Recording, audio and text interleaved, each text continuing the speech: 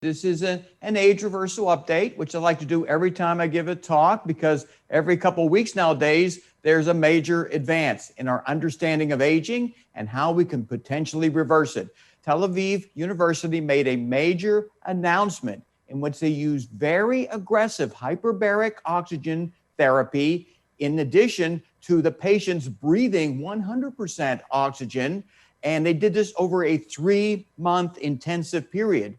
And the response was elongation of the telomeres of certain immune cells and a reduction in certain immune cell senescent markers. This was really a major advance as it relates to the biology of aging, and it wound up garnering international media coverage because it was published in a prestigious scientific journal, and it talked about using a therapy available right now that people can avail themselves now to increase the telomere length of their immune cells and decrease the senescent cell immune burden that we suffer from as we age. And we're talking about 10 days ago when this was published, and here we are 10 days later talking about this incredible trial. So what happened is the media picked up on this, and they proclaimed for the first time human aging has been biologically reversed.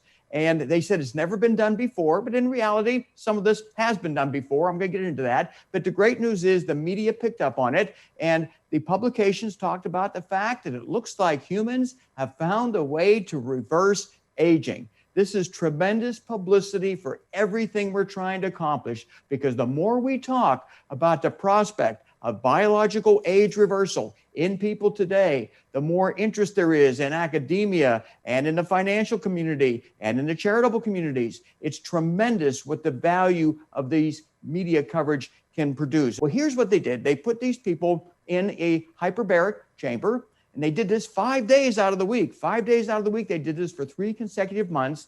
They breathed in, these patients, high pressure oxygen, which further enhanced the oxygenation of their entire bodies. And they were able to extend the telomere length in certain immune cells by 20%. That's a huge amount of elongation. And then they were able to reduce some senescent cell immune burdens by 37%. They were able to essentially improve immune markers in older people. These are unprecedented findings, and the media picked up on it in a very favorable way to indicate that aging has gone in reverse in older people.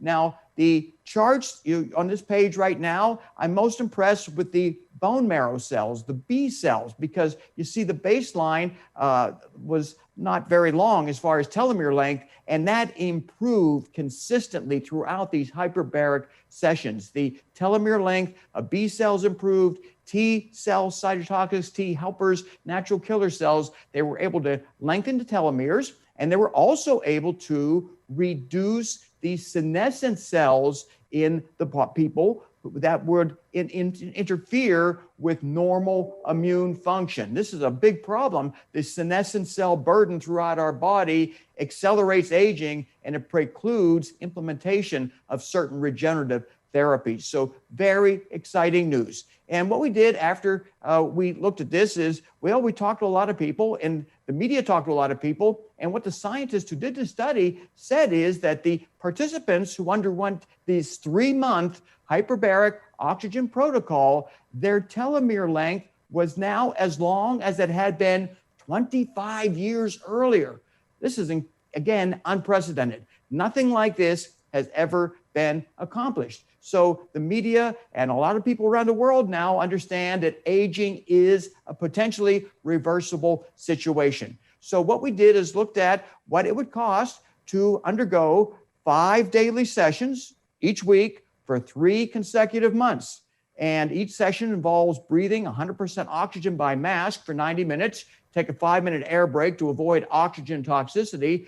And you got to figure each total session time is about 2 hours. If you add in driving back and forth to the doctor's office, it might be 3 hours. So for a lot of people, that's going to be very difficult for them to accommodate as far as their schedule. The commercial price for 60 sessions would be about $18,000. Now, we're looking into ways to make that much less expensive. But here's the big problem with this particular study. They did not do aggressive baseline measures of people's clinical status, surrogate markers of aging. They should have been looking at lipids, glycemic index, inflammatory markers, homocysteine, renal hepatic function, the frailty index, all kind of ways to measure the impact of a therapy on systemic aging was not done. So as a result, all we know from this trial is that telomere length in certain immune cells was lengthened, good. The elongation of telomeres we've always felt is very important. And there was a reduction in the number of certain immune cells that were senescent. Again, very good. But that's all we know. And as a result of the failure, and perhaps because of just lack of funding or lack of understanding, that if you're going to do an age reversal intervention trial, you need to do aggressive baseline measures. I'm talking about a couple hundred different blood tests, ideally, undergo the therapy, and then follow up and see, are these people really growing younger by virtue of their blood test results, by virtue of their blood pressure, by virtue of their frailty index? Are they feeling younger? Have certain chronic disorders diminished or worsened? You want to know that kind of information. That was not garnered from this trial. And as a result, a number of groups have been critical of this, though the authors of the study did acknowledge in the published paper that there are other ways to at least preserve telomere length that most of us have known for a long time, such as high consumption of omega-3s, eating a lot of walnuts, not as a snack, but as a meal. Eat walnuts as a meal, you'll maintain telomere length. Calorie restriction, healthy lifestyles, high intensity interval training, and antioxidants. These can preserve and lengthen a little bit your telomeres. So this is what's already been known, and the authors of the study did acknowledge it. But what happened is certain people in the anti-aging group were still critical, and we do understand that. I want to let you know, though, something has happened, and I'm at the very end. If we have time, I'm going to show you a video of this. There's a place called The Villages. It's a 77,000 person retirement community, a little bit north of Orlando, where our life extension group is funding age reversal research. We've put millions of dollars into this project to enable studies to occur, proof of concept studies, pilot studies, where they'll take 12 to 15 people and experiment with, let's say, NAD infusions, dasatinib and quercetin, exosomes, all kind of different ways to potentially make people younger. We are funding research at this facility because, well, we have a lot of people who want to grow younger, with a lot of study participants. But what's also happening at the Villages, which I only found out last week, is the first huge hyperbaric chamber. It's literally a clinic in which people who live in the Villages or in the surrounding areas can check in, and instead of being put into a little capsule, which people who are claustrophobic find very difficult, you sit in a comfortable room and sit there with your laptop computer. You sit there for an hour or two whenever you feel like you want to be rejuvenated. And this is something that is going to potentially revolutionize medical practice. It will no longer be required for someone to have a stroke to go in for hyperbaric chamber. Before you have a stroke, you may want to hyperoxygenate your brain. So this is just one of a kind that we know of in the entire world, and it is in the Villages in Central Florida. If I can, I'll show you a video at the very end. But again, to get to the criticism of the study, and this is well warranted, other groups looked at the data, and they looked at the telomere elongation and also the reduction of senescent immune cells. And they said, that's not systemic age reversal. And they're correct. For the media saying that for the first time aging has gone reverse, not particularly accurate, because it only reflected a few surrogate biomarkers, telomere elongation and senescent cell reduction. But we don't know if these people's overall health improved. We don't know if their aging process measured by the DNA methylation, epigenetic age meter, if any of that enabled these people to systemically grow younger. So next time we do a study on this, and we probably will do a follow-up study with this at the Villages north of Orlando, we're going to get an aggressive age management panel baseline, including the DNA methylation test. We're going to give these people a thorough medical examination. We're going to look at their blood pressure, their EKG, their pulse, their oxygen saturation. We're going to look at every measure of aging we can evaluate, including frailty, and then put them in these hyperbaric chambers for the 3-month period of time to see if the elongation of the telomeres and the reduction of the immune senescent cells results in systemic age reversal. I'm very excited about it, but I can understand why people were criticizing the media headlines, because at this point, they are overhyped. But I want to give you a good reason why sometimes headlines can be a big benefit. You go back to 1903. Wright brothers have a glider with a motor, and it flies a couple hundred feet, and it generates international headlines. This picture appeared in newspapers around the world. Around the world, this picture appeared, but the critics were saying, well, what are you going to do with this? This is a flying toy. Are you going to maybe deliver some mail someday? Is this just going to be a hobby for people to fly up and down in this plane? Most of the experts back in 1903, all the way up to 1920, 1930 said there won't be flying buses. You're not going to get really big planes that fly around the world. Well, guess what? 54 years later, 54 years after Wright brothers did their first in flight, intercontinental air travel became routine. This became routine. What was impossible in 1903 was impossible considered by experts in 1920 becomes routine 54 years after the Wright brothers' first in flight. So what was done at Tel Aviv University to elongate telomeres, well, we don't know for sure yet if that resulted in any kind of systemic age reversal. It is proving a concept, and that is in humans, telomeres can be elongated, immune senescent cells can be reduced, the immune parameters that we look at to measure immune senescence can improve. Fantastic news, but it's not as much of a news media type of a coverage situation as what the headline news wound up showing. So what is our objective? When we engage in an age reversal intervention, we beg, we plead to get your baseline measures checked. Comprehensive blood test, blood pressure, if you have access to any other type of device, be it a body mass index measure, anything that can evaluate your overall systemic health.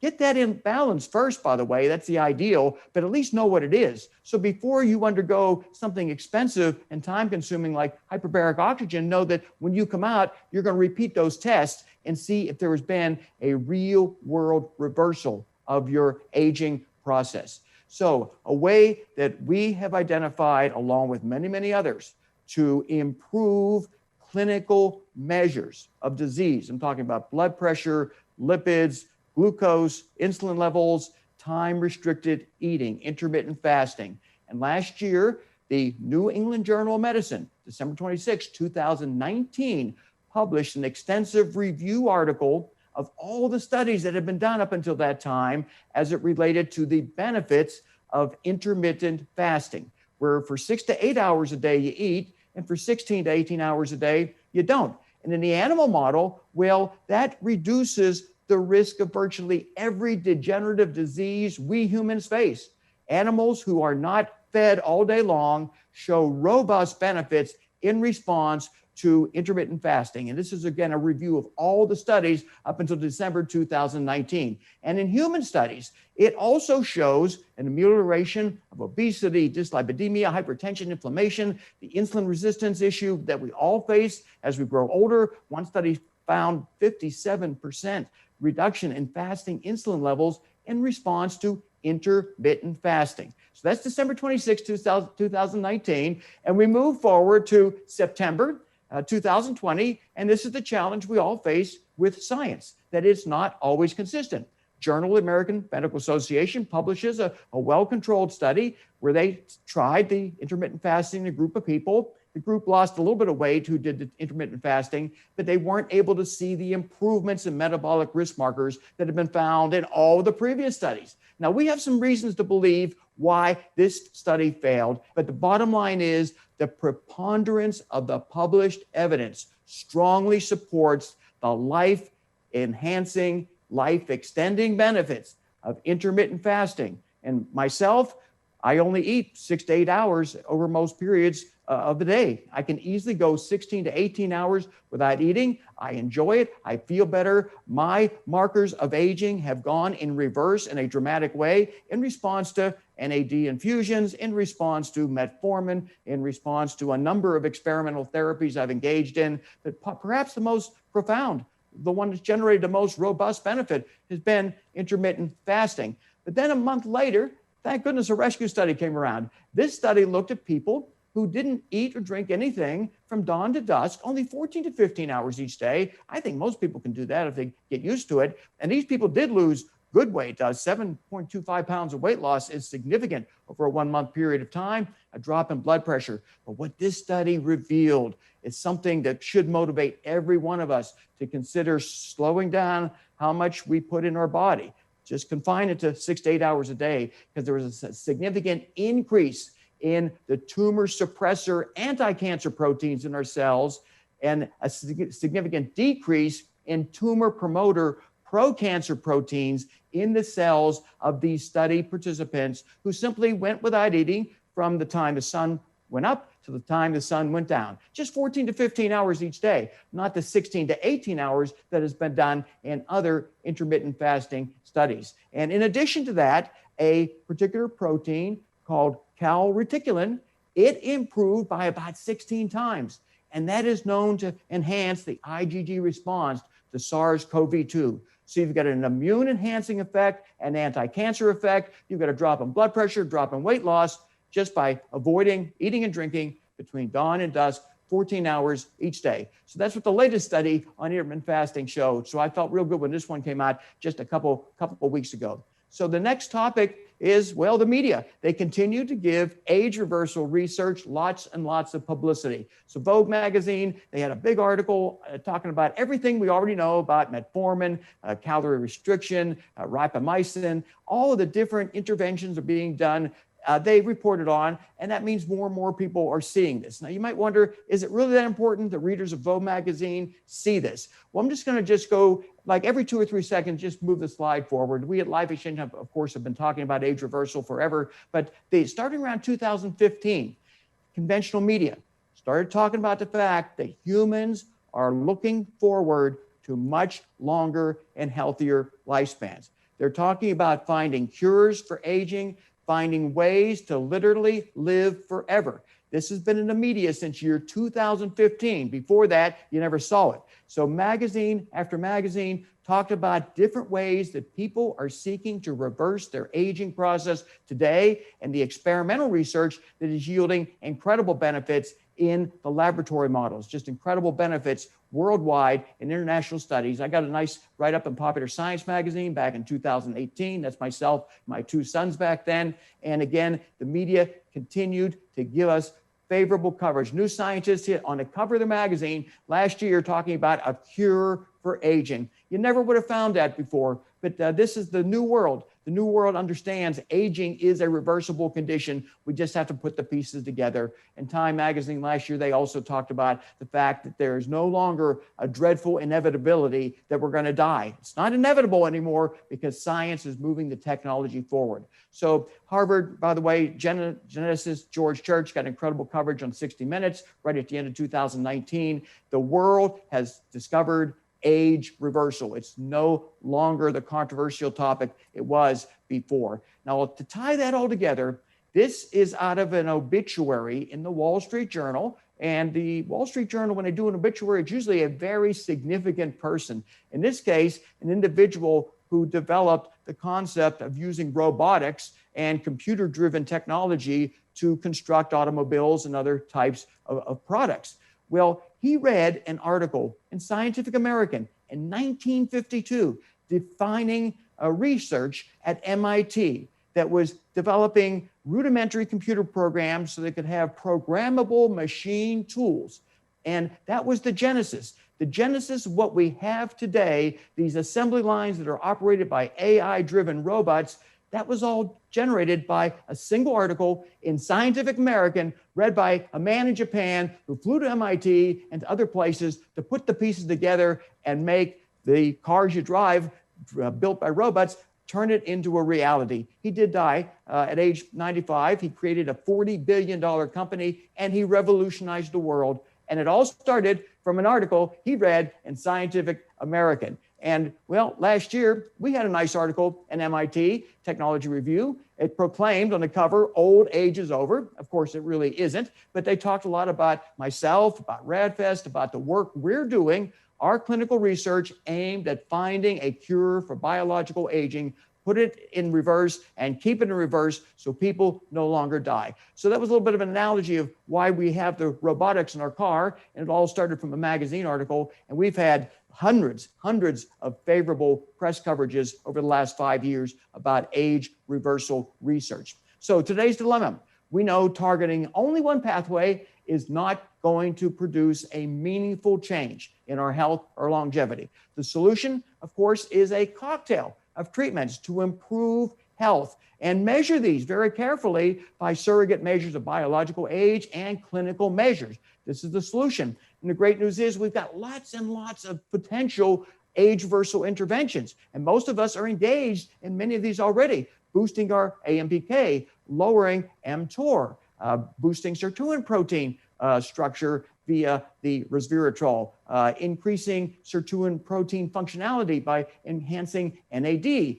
Some of us are doing aggressive senolytic therapies to remove senescent cells. We're doing all this already, but the idea is we need to put the pieces of the puzzle together. And that's why we established 2 clinical studies that I've so far funded 100% myself. The interventions trial on the left will have 50 people in a study. We've raised all the money we need to test these people for 15 months to pay for the medical doctors, the lab tests, the interventions, and get some real world data on what a combination of age reversal therapies really yields. But that's only 50 people. There's thousands of you out there who want to be involved also. And that's where the longitudinal study comes in. You can enroll in that study, and then you can obtain at sharply discounted, subsidized pricing, the same lab test and interventions that the people in the Human Age Reversal Project are getting. The only difference is you got to pay out of pocket. And I regret we don't have more money because I'd like to get you all in a couple thousand patient study. We've got enough money for 50 people for the Age Reversal Project longitudinal study.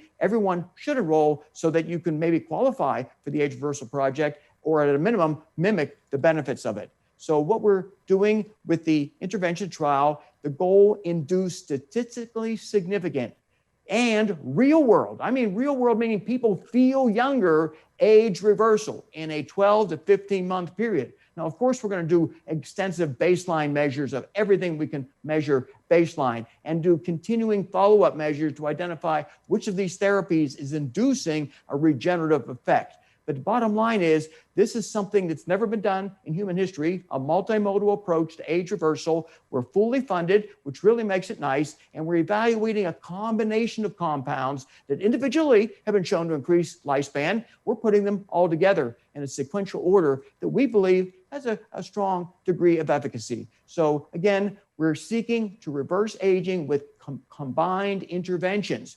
Everything you see on this page is already working by itself in one model or another. We're going to put the pieces of this puzzle together to induce the most meaningful regenerative effect that we can do with today's existing technology. The fantastic news is we've got the money in the bank to fund this clinical trial. And if you go to clinicaltrials.gov, you'll see a lot of exciting studies out there. And the problem is many of them have no money, nothing whatsoever. They're hoping a donor will come forward and pay for it. Well, we've got the money in the bank right now. More donations are coming in. So we fully funded this study for a 15-month period, 50 people. And one way or another, we're going to find out if everything we're doing right now, when combined into a systemic sequential protocol, is that going to reverse aging the way we anticipate it's going to be doing that? So for those who want to make a donation, this is tax deductible. It's a C3 organization. It's a charity. There are no salaries taken out, no overhead expenses whatsoever. The only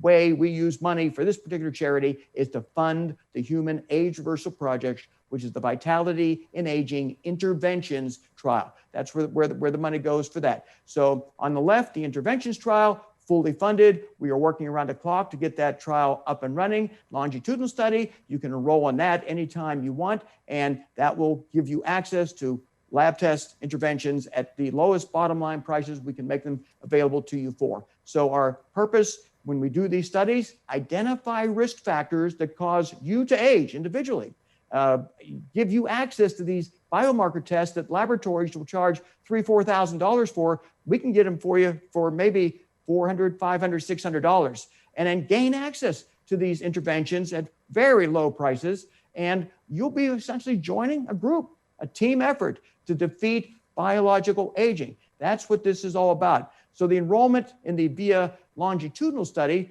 $495, which includes the age management blood test panel. This is what they should have done with the hyperbaric oxygen study, done something like the age management panel baseline, and then 3 months later repeated it. And then they really could have said, if the hyperbaric telomere extending technology worked, they could have said, we have reversed systemic aging. They can't say that because they didn't do these tests. That's the problem. Because they didn't do the baseline and follow-up test, all they know is they elongated telomeres and they reduced certain immune cells that were senescent. That's all they can say. They don't know what the results are. That's lost data, by the way. We'll never be able to recover that without repeating that study, which is going to cost a lot of money. So this is what we're doing with our in-house clinical studies. We can't wait to get them started. The Vitality and Aging longitudinal study, $495. We want people to repeat that on an annual basis, and we want to evaluate what each and every intervention is doing as it relates to improving both clinical measures and surrogate markers of biological aging. We want to see those clinical measures improve and the biological aging markers, of course, go into reverse. This is our objective. So the new mantra, so to speak, of life extension is that no one who engages with us in a meaningful way, who says, I will do whatever it takes not to die, no more needless deaths. And to put this into context, what is causing our supporters to die, usually at very advanced ages? Our supporters who've been taking care of themselves, they live into old ages. But guess what? They suffer heart attacks and strokes, probably delayed by 30 years, but they still suffer those kind of problems. And we need to put a stop to that, which is why we feel it's so important that people optimize their house. In other words, level one is everything you should be doing. And there's more than that, but those are the examples. You need to optimize everything you're seeing on level one before progressing to level two. If you don't do that, I hate to say it, too many of our supporters, and I'm going back to 1977, that's how long we've been doing this, too many of our supporters, they're no longer alive. And so many of them thought they could just eat a vegetarian diet or take a lot of supplements. They had these fictitious ideas in their mind that they didn't have to look at their blood and correct every single abnormality. And some of them, unfortunately, have died. And when it comes to these experimental therapies, we're afraid if you don't optimize level one, when you progress to level two, you will not derive optimal benefits. You may receive no benefits whatsoever because you got a problem with your blood pressure or your kidneys. So please, before you engage in a clinical trial, get your house in order. Get that level one, that foundation where it needs to be so you can benefit from what's on level two, all these different therapies. So bottom line is we don't have time to delay age reversal. We're growing older and older. This individual, Sumner Redstone, was determined to live forever, but he put virtually no money into scientific research. He just thought somebody would develop it. And he's tried some experimental therapies on his own, nothing that we're recommending, by the way. He died at age 97. And he had the kind of money, he could have funded age reversal research himself, didn't know where to put the money, gave it away to other charities. We need to stop that. And this is what we're running into more and more. Older people who say, I don't know for sure if I want to engage in an experimental age reversal program. And the problem is they're developing chronic diseases every single day. They are aging, they're getting worse. And then they'll come to us when they're hanging by a thread and they're saying, now I'm ready for those experimental treatments. And in many, many cases, I have to tell them, you know what? It's just too late. We can't really, we're not going to experiment on you when you're so fragile that we could literally kill you with the experimental intervention. So again, these are the current combined therapies. And just a study that we helped to fund a little while back, the bowhead whale, its natural lifespan, maximum lifespan is 268 years. So what we did is looked at the genome of the bowhead whale. We sequenced that genome and then donated it to anyone who wanted to do it, use it. This was supported by Life Extension and the Methuselah Foundation. But the idea is these whales live to be 268 years of age in the wild that could enable humans to emulate their longevity. So that's being worked on right now. So I want to thank everyone and also just conclude pretty much with a quotation out of the New England Journal of Medicine, October 24th last year. And it talked about the daring innovators. And that's the people in this group, the disruptive thinkers, and also the voluntary patients, the people that participate in clinical trials, because without all of us, there would be very little medical progress. So that was recognized by the New England Journal of Medicine. When we talk about getting comfortable with risk, there's a risk in doing anything. The risk of doing nothing is inevitable aging and death. So as we move forward, I want to thank everyone for their multi-decade support of Life Extension. We were established in 1977, and this entire presentation is available at age-reversal.net. You can watch every single slide, study it, click on it, look at references, and study for yourself everything I've talked about. Go to age-reversal.net and watch almost a 2-minute video of something that truly looked like science fiction when I first saw it, until I realized this is real. There is a huge hyperbaric facility in the Villages north of Orlando, Florida right now that I believe is up and running based on everything I've read. We are in the Extend portion of the Center for Advanced Healthcare at Brownwood, which is a 30,000 square foot hyperbaric oxygen therapy center. It's the largest hyperbaric therapy center in the world and first of its kind in the United States. From the beginning, we engaged our VDC team to help model their stuff to make sure that everything crosses the space well. We've got the building mechanical system that runs the air conditioning and the electrical that's all overhead, that had to interface and go around all of the oxygen lines and med gas lines feeding the chambers. A ton of coordination to get the chambers to the site. Each of them was on a 130-foot lowboy trailer, brought them in, had a 450-ton crane waiting for them in place outside. Each chamber was about 138,000 pounds once it was on the hook. We began sliding the chambers into the building until we were in a position where we could crib it up from the bottom and disconnect the first set of rigging. At that point, they took over, pushing it in from the back using a forklift and skates. Rolled it all the way down to the bottom and used hydraulic jacks to lift it up off the cribbing and then set it down on the plinths. The most important thing to building one of these facilities is just engaging everybody and getting all of the players aligned from the very beginning and really understanding the requirements of the chamber installation as well as what the tenant wants and needs from their facility. As medical technology advances, hyperbaric therapy could take a large role in patient care moving forward in the future. As this is a first of its kind facility in the United States, DPR is also a first of its kind contractor in building this type of facility. Thank you so much for showing that video, because I saw it just a couple days ago. And then I immediately started calling people. Some of them knew about it, a lot of people didn't.